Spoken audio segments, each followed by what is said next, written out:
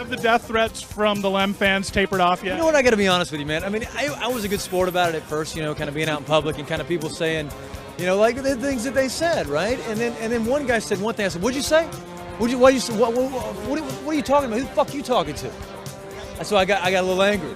I mean, it finally kind of, you know, it was enough. I didn't write the show.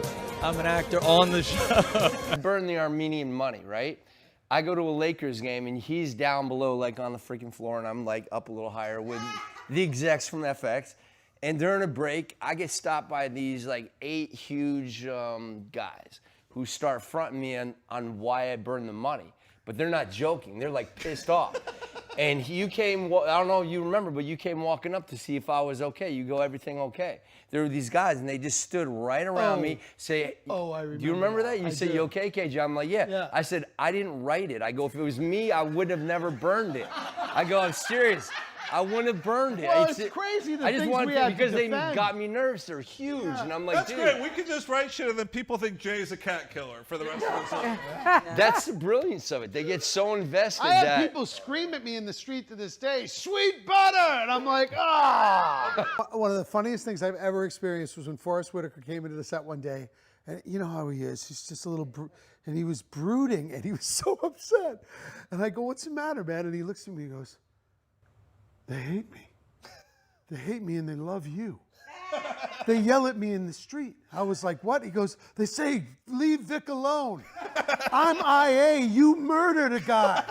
And he was just confounded that they hated him. I was in Boston at a birthday party. Oh, you and were- I'm going up and saying, "This is your town." You in my house. And people are like, "What are you doing, Mackie? You messing with my man, Mackie." And my wife would get so upset because I'd be like, "What are you talking about? I'm not the bad guy." It was just fascinating for us, I think both of us, obviously, to get the feedback from people. I mean, I had people come up to me and literally go, "How are you gonna kill him?" You know? And this is cops too, you know?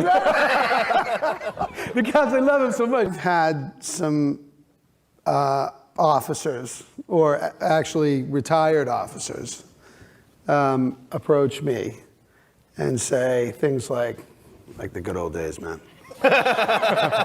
So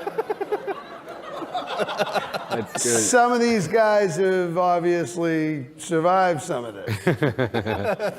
That's all I'm going to say about it.